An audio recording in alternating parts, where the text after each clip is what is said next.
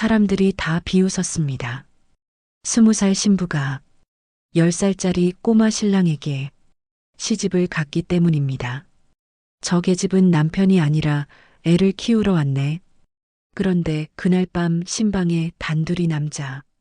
그 꼬마 신랑이 연하의 손을 꽉 잡으며 아주 낮은 목소리로 말했습니다. 색시 오늘 밤 절대 문고리를 먼저 잡지 마시오. 그리고 문 밖에서는 누군가 불을 붙이려는 냄새가 올라오기 시작했습니다. 도대체 10살 신랑은 무엇을 알고 있었던 걸까요? 안녕하세요. 은빛 이야기입니다. 오늘도 귀 기울여 주셔서 감사합니다. 그럼 오늘 이야기를 지금 바로 시작합니다. 봄장마가 거치고 나면 강나루엔 꼭 이런 날이 찾아오더라고요. 축축했던 흙길이 마르기도 전에 사람들은 벌써 웅성거리기 시작했죠. 그날은 제 혼례 날이었습니다. 제 이름은 연아입니다. 20살 큰 강나루 어귀에서 병든 어머니와 어린 남동생과 함께 살던 처녀였죠. 아버지는 제가 12살 때 이미 세상을 뜨셨고 그 이후로 집안을 버티는 건 온전히 제 몫이었습니다. 그런데 그해 초여름 저는 시집을 가게 됐어요. 혼처는 강나루를 관리하는 최 노인의 집이었습니다. 최 노인은 이 일대에서 제법 알려진 사람이었죠. 그 집 손자 도윤이에게 제가 며느리로 들어가게 된 거였어요. 도윤이는 그의 10살이었습니다. 혼례청에 들어서는데 아무래도 사람들의 시선이 심상치 않더라고요. 수군거림이 혼례청 안을 가득 채웠습니다. 신랑이 아니라 애업어 키우러 가는구나. 누군가의 말이 또렷이 귓가에 박혔습니다. 웃음이 터졌고 그 웃음은 금세 번졌죠. 저는 시선을 땅에 떨어뜨린 채 걸음을 옮겼습니다. 부끄러움보다 더 무거운 것이 가슴을 짓눌렀어요. 이 혼례가 끝나고 나면 제 삶도 함께 끝나버리는 것 같은 기분이었습니다. 도윤이는 혼례청 한가운데 서 있었습니다. 작은 도포가 자꾸 한쪽으로 흘러내렸고 가끈은 제대로 매이지 않은 채 덜렁거렸어요. 10살짜리 아이가 감당하기엔 너무 큰 옷이었고 너무 무거운 자리였죠. 그런데 이상한 건 도윤이가 울지 않았다는 겁니다. 당황하지도 않았어요. 그저 조용히 서서 혼례청 안을 천천히 둘러보고 있었습니다. 웃음 짓는 사람, 수군거리는 사람, 못 본 척 고개 돌리는 사람. 그 아이의 눈이 하나하나 담아내듯 움직이고 있었어요. 어린아이의 눈이라고 하기엔 어딘가 조용하고 서늘한 데가 있었습니다. 저는 어머니의 약값을 생각했습니다. 남동생의 빈 밥그릇을 생각했어요. 그래서 걸음을 멈추지 않았습니다. 혼례는 그렇게 시작됐죠. 최 씨 집안은 강나루에서 제법 이름난 집이었습니다. 나루터를 오가는 뱃사공들의 삭을 받고 강을 건너는 상인들에게 쉬어갈 자리를 내주는 집이었죠. 겉으로 보기엔 넉넉하고 든든한 집안이었습니다. 그런데 막상 안으로 들어서고 나니 공기가 달랐어요. 차갑다는 게 딱 맞는 말이었습니다. 집안 살림을 실제로 쥐고 있는 이는 도윤이의 큰아버지 최진목이었어요. 나이는 40줄에 접어든 사내로 목소리는 낮고 눈빛은 늘 계산하는 듯한 인상이었습니다. 그의 아내는 말이 없는 대신 눈썰미가 날카로워서 아랫사람을 볼 때면 위아래로 훑어보는 버릇이 있었죠. 그 두 사람이 이 집의 실세였습니다. 정작 집안의 어른인 최 노인은 별채에 머물고 있었어요. 병이 깊다는 얘기는 들었지만 아무래도 그것만이 이유는 아닌 것 같았습니다. 별채 쪽으로 드나드는 사람이 거의 없었고 하인들도 그쪽 이야기는 쉬이 입에 올리지 않았거든요. 저는 첫날부터 부엌으로 불려갔습니다. 최진목의 아내가 앞치마를 건네며 말했어요. 설명도 없이 당연하다는 듯이 내미는 손이었습니다. 그날 하루 동안 저는 아침 밥상을 차리고 마당을 쓸고 별채에 계신 최 노인의 약 심부름까지 다녀왔습니다. 며느리로 들어온 건지 하녀로 들어온 건지 알 수가 없는 하루였죠. 하인들의 시선도 편치 않았습니다. 그들은 제가 지나치면 하던 말을 멈추곤 했어요. 그리고 제가 충분히 멀어졌다 싶을 때쯤 다시 소곤거렸습니다. 한 번은 부엌 쪽에서 들려오는 말이 귀에 걸렸죠. 돈 받고 들어온 계집이 어디서 눈치는 소리내어 맞받아치지는 않았습니다. 그럴 기운도 없었고 그래서도 안 된다는 걸 알고 있었거든요. 저는 그냥 물항아리를 들고 돌아섰습니다. 그런데 그날 저녁이었어요. 도윤이가 마당 한 귀퉁이에 조용히 서 있었습니다. 낮에는 큰아버지 내외 앞에서 아무것도 모르는 아이처럼 굴던 아이였어요. 그런데 저와 눈이 마주치자 목소리를 낮추며 말했습니다. 이 집에서 들은 말은 함부로 믿지 마오. 그게 전부였어요. 도윤이는 그 말을 남기고 안채 쪽으로 걸어가 버렸습니다. 뒤도 돌아보지 않았죠. 저는 한동안 그 자리에 서 있었습니다. 10살짜리 아이의 입에서 나온 말이라고 하기엔 어딘가 너무 조심스럽고 또렷한 말이었거든요. 아무래도 그냥 흘려듣기가 어려웠습니다. 이 집에서 들은 말은 함부로 믿지 말라니요. 그 말은 밤새 머릿속을 맴돌았습니다. 잠이 오지 않는 밤이었어요. 부엌 한쪽에 깔린 얇은 자리 위에 누워 저는 천장의 그 흐름을 바라보았습니다. 그러니까 이 집에는 제가 아직 모르는 무언가가 있다는 얘기였죠. 신방은 작고 낮은 방이었습니다. 혼례청에 소란이 가시고 나자 남은 건 침묵뿐이었어요. 창호지 너머로 사람들이 하나둘 흩어지는 발소리가 들렸고 이윽고 마당도 조용해졌습니다. 초 한 자루가 방 한쪽에서 가느다랗게 타오르고 있었죠. 저는 벽 쪽에 등을 기대고 앉았습니다. 눈물이 나올 것 같았지만 소리를 내지는 않았어요. 울음은 삼키면 삼킬수록 더 깊이 내려앉는 법이죠. 저는 그냥 무릎을 끌어안고 이 방 안의 공기를 견뎠습니다.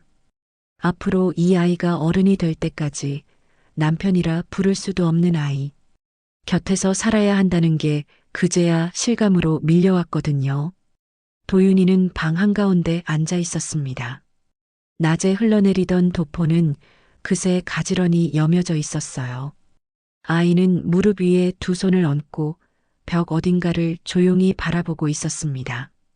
울지도 않았고 떠들지도 않았어요. 그냥 생각하는 사람처럼 앉아 있었죠.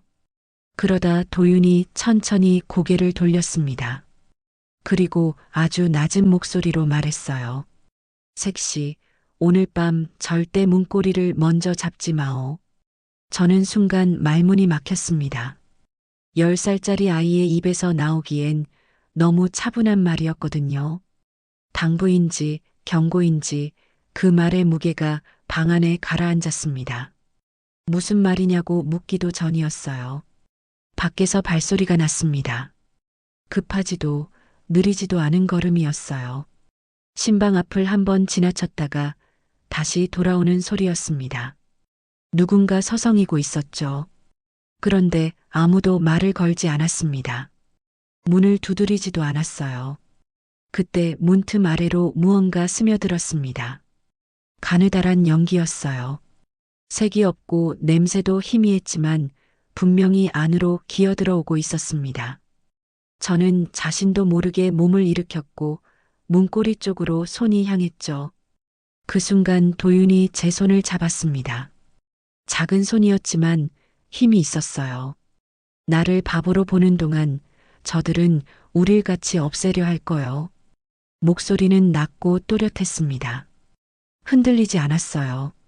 저는 그 손을 붙잡은 채 숨을 멈췄습니다. 발소리는 여전히 밖에 있었고 연기는 조금씩 더 짙어지고 있었죠. 그제야 알았습니다. 이 혼인이 웃음거리가 된 건 우연이 아니었어요. 사람들의 수군거림도 이 작은 신방도 저를 이 집으로 데려온 것도 누군가 처음부터 이 자리를 만들어 놓은 거였습니다. 그리고 그 한가운데 저와 이 10살짜리 아이가 함께 앉아 있었죠. 도윤의 손은 떨리지 않았습니다. 그게 더 무서웠어요. 연기는 오래지 않아 거쳤습니다. 발소리도 멀어졌어요. 누군가 신방 밖을 서성이다 결국 돌아간 모양이었습니다. 도윤은 제 손을 잡고 있던 힘을 천천히 풀었어요. 그리고 아무 일도 없었다는 듯 다시 제자리에 앉았습니다. 저는 한동안 말을 잇지 못했습니다. 심장이 아직 빠르게 뛰고 있었거든요. 연기가 무엇이었는지, 저 발소리의 주인이 누구였는지 아무것도 확인하지 못했습니다. 그런데 도윤은 차분했어요. 놀란 기색도 두려운 기색도 없었습니다. 그게 오히려 더 섬뜩했죠. 도련님은 이런 일이 처음이 아닌 겁니까? 제 목소리가 떨렸습니다. 도윤은 잠시 저를 바라보다가 조용히 입을 열었어요. 처음부터 말씀드릴게요. 그날 밤 저는 이 아이의 이야기를 들었습니다. 도윤의 아버지는 3년 전 강에서 죽었습니다. 뱃일을 나갔다가 물에 빠진 것으로 알려졌지만 도윤은 그날의 정황을 또렷이 기억하고 있었어요. 아버지가 물에 들어가기 전 큰아버지 최진목과 낮은 목소리로 다투는 걸 들었다고 했습니다. 그리고 그 이후로 나룻새를 걷는 장부와 창고의 곡식이 조금씩 달라지기 시작했다고 했죠. 어린 도윤은 알고 있었습니다. 그런데 아무것도 모르는 척했어요. 글을 읽을 줄 알면서도 서당에서 훈장님께 꾸중을 들을 만큼 엉터리 글씨를 썼습니다. 셈을 할 줄 알면서도 손가락을 꼽다 틀리는 아이 행세를 했어요. 사람들 앞에서는 콧물을 닦으며 멍한 얼굴로 앉아 있었지만 눈은 늘 움직이고 있었습니다. 하인들이 어디로 다니는지, 큰아버지가 어느 시각에 창고를 여는지, 누가 누구에게 말을 전하는지 전부 기억하고 있었죠. 똑똑하다는 걸 들키면 오래 살 수 없다는 걸 알았거든요. 도윤의 말은 담담했습니다. 10살짜리의 입에서 나왔다고는 믿기 어려운 말이었어요. 저는 그 얼굴을 바라보았습니다. 아이의 얼굴이었지만 그 안에 담긴 것은 아이의 것이 아니었습니다. 오래 숨죽이며 버텨온 사람의 눈이었죠. 그러니까 이 아이는 불쌍한 꼬마가 아니었어요. 살기 위해 바보 행세를 해온 사람이었습니다. 도윤은 자리에서 일어나 방 한쪽 마룻장 앞에 무릎을 꿇었습니다. 손가락으로 바닥의 틈새를 짚더니 마룻장 하나를 조심스럽게 들어 올렸어요. 그 아래 작은 공간이 있었고 1000조각에 쌓인 물건이 하나 들어 있었습니다. 쇠열쇠였어요. 작고 검게 녹이 쓴 열쇠였습니다. 도윤은 그걸 손바닥 위에 올려놓고 저에게 내밀었어요. 큰아버지 사창고 뒤편에 나무함이 하나 있습니다. 아무도 모르는 함이에요. 이 열쇠가 그걸 열죠. 저는 열쇠를 바라보았습니다. 차갑고 묵직한 물건이었어요. 이 작은 쇠조각 하나가 무엇을 열 수 있는지, 그리고 그게 열렸을 때 무슨 일이 벌어질지 알 수 없었습니다. 그런데 이상하게도 두려움 속에서 마음이 움직였어요. 제가 이 집에 온 건 돈 때문이었습니다. 하지만 이 아이 곁에 있으면 어쩌면 그보다 더 큰 무언가를 건질 수 있을지도 몰랐어요. 제가 이 아이를 살려야 하는 게 아니라 이 아이가 저를 살릴 수도 있겠다는 생각이 처음으로 들었습니다. 다음 날 아침은 유난히 일찍 시작됐습니다. 최진목의 아내가 부엌 앞에 서서 저를 기다리고 있었어요. 표정은 차분했지만 눈빛은 이미 결론을 내린 사람의 것이었습니다. 꽃간 쌀이 비었다고 했습니다. 약재가 사라졌다고 했어요. 최노인 보약이 줄었다는 말도 덧붙였습니다. 그 모든 말이 저를 향하고 있었죠. 하인들도 입이 맞았습니다. 제가 지나치면 수군거렸고 마주치면 눈을 피했어요. 그러면서도 꼭 들릴 만한 목소리로 말했습니다. 도둑년이라는 말이 마당을 돌아다녔죠. 억울했습니다. 손 하나 댄 적 없는 것들이었어요. 그런데 아무 말도 할 수가 없었습니다. 친정으로 쫓겨 돌아가면 어머니와 남동생이 기댈 곳이 없어지는 거였거든요. 그러니까 저는 그냥 참아야 했습니다. 이를 악물고 아무것도 못 들은 척 움직여야 했죠. 그날 낮 도윤이 마당에서 갑자기 소란을 피웠습니다. 물독을 건드려 엎고 하인 아이와 뒤엉켜 뒹굴었어요. 최진목 내외가 혀를 차며 도윤 쪽으로 시선을 돌렸습니다. 저를 향하던 눈들이 잠시 흐트러졌죠. 도윤이 일부러 만들어낸 소란이었습니다. 밤이 됐습니다. 도윤이 저를 데리고 사창고 뒤편으로 갔어요. 달도 구름에 가린 밤이었습니다. 손에 쥔 열쇠가 차가웠어요. 나무함은 사창고 뒤 낮은 담 밑에 묻혀 있었습니다. 흙을 걷어내고 함을 열었을 때 안에는 종이 몇 장이 들어 있었어요. 세곡 장부였습니다. 숫자가 두 벌로 적혀 있었어요. 하나는 관아에 올린 것, 하나는 실제 걷어들인 것이었습니다. 나룻새 문서도 있었어요. 도장이 위조된 흔적이 역력했습니다. 그리고 맨 아래에 접힌 밀서 한 장이 있었습니다. 짧은 글이었어요. 이름도 날짜도 없었습니다. 다만 한 줄이 눈에 박혔죠. 강물은 무엇이든 덮는다는 말이었습니다. 손이 떨렸습니다. 도윤의 아버지가 물에 빠진 날이 떠올랐어요. 이 집은 그냥 모진 시집이 아니었습니다. 사람을 죽이고 그 재산을 삼킨 집이었죠. 새벽 전 하늘은 먹처럼 짙었습니다. 연아와 도윤은 사창고 뒤편을 빠져나와 강 쪽으로 몸을 낮췄어요. 문서를 품에 단단히 여미고 발소리를 죽이며 걸었습니다. 관아까지 가려면 나루터를 지나야 했죠. 그런데 등 뒤에서 소리가 났습니다. 횃불이었어요. 2개, 3개, 금세 4개로 불어났습니다. 최진목 쪽 하인들이었죠. 눈치를 챈 모양이었습니다. 발소리가 빠르게 가까워졌어요. 연아는 도윤의 손을 잡고 뛰었습니다. 장맛비가 쓸고 간 나루터 길은 미끄러웠어요. 젖은 흙이발 아래서 자꾸 무너졌습니다. 한 번 넘어지고 일어나고 또 넘어졌어요. 무릎에서 피가 났지만 멈출 수 없었습니다. 연아는 도윤을 등에 업었어요. 아이의 몸이 생각보다 가벼웠지만 강바람이 거세서 발을 딛기가 쉽지 않았습니다. 도윤이 등 위에서 울먹였습니다. 색시, 나 때문에 멈추면 둘 다 죽소. 저 배줄을 끊으시오. 나루터 말뚝에 낡은 배 한 척이 묶여 있었어요. 연아는 도윤을 내려놓고 밧줄로 달려갔습니다. 손이 떨렸지만 칼을 꺼내 단번에 끊었어요. 배는 불어난 강물에 휩쓸려 빠르게 떠내려갔습니다.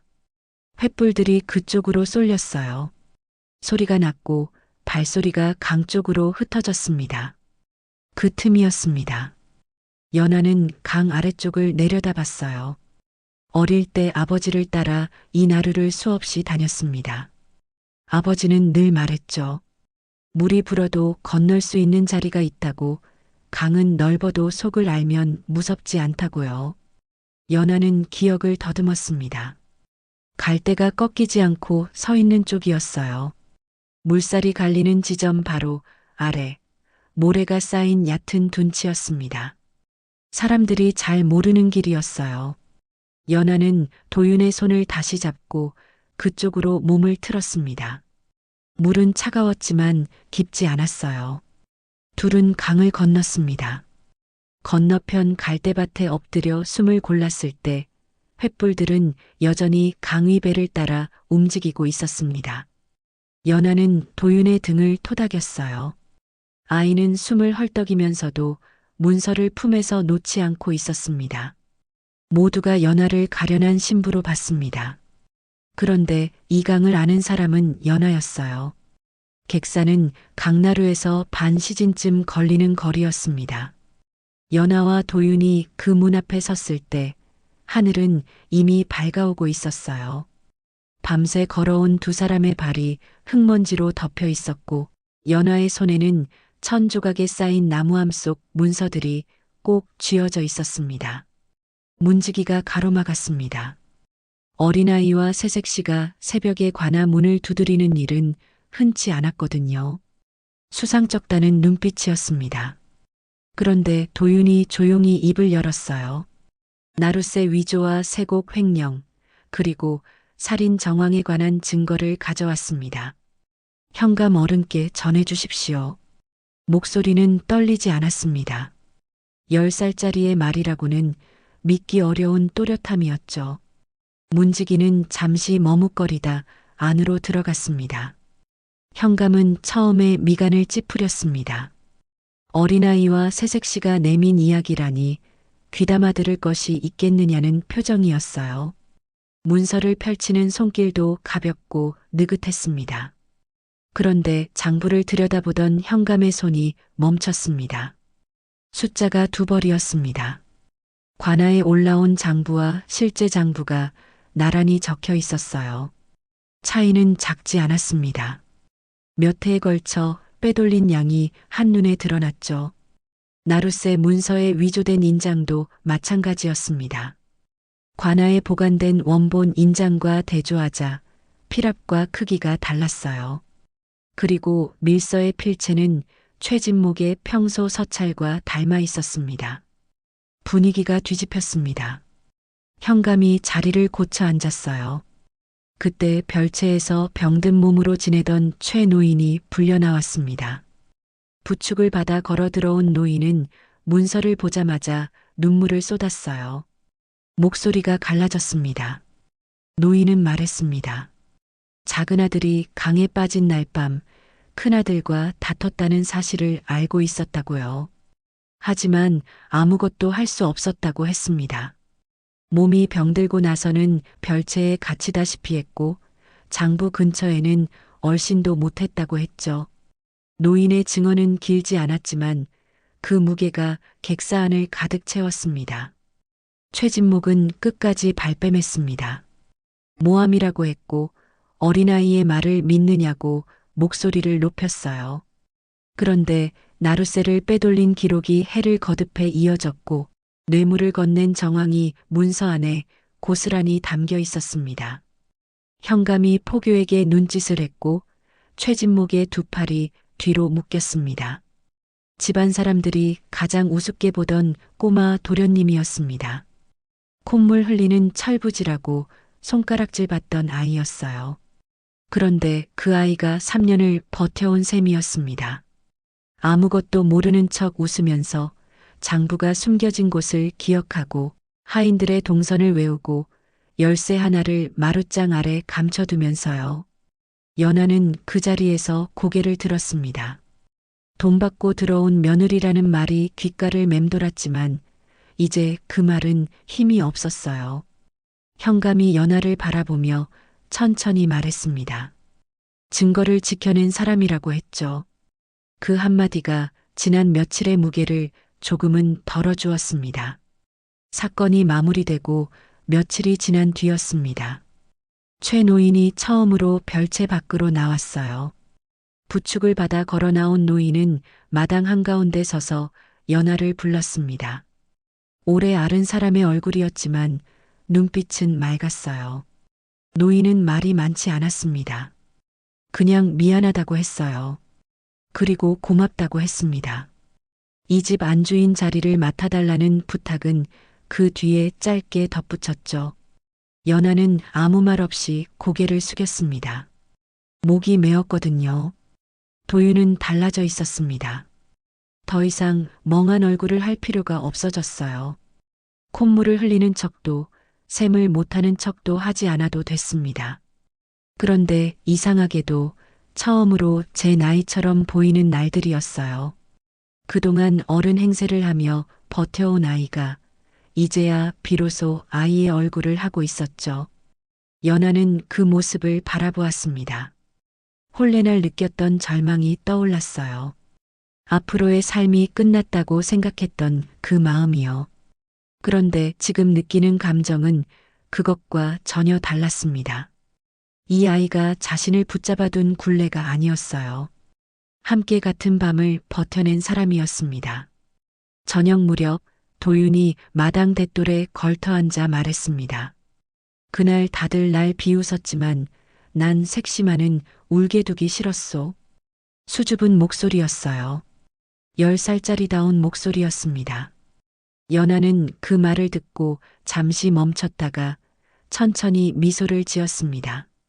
이 집에 온 뒤로 처음 짓는 미소였어요. 훗날 강나루 사람들 사이에서는 이런 말이 돌았습니다. 그 집은 어린 신랑이 신부를 지킨 게 아니라 서로가 서로를 살린 집안이었다고요. 홀레날 사람들은 웃었습니다. 신랑이 아니라 애 업어 키우러 가는 거라고 수군거렸죠. 그런데 정작 그 혼인 안에서 두 사람은 서로를 붙잡고 살아남았습니다. 억지로 시작된 인연이었어요. 그러나 끝은 달랐습니다. 여기까지 은빛 이야기였습니다. 오늘의 이야기가 마음의 작은 여운으로 남았기를 바랍니다. 다음 이야기에서도 조용히 진심으로 찾아뵙겠습니다. 고맙습니다. 구독과 좋아요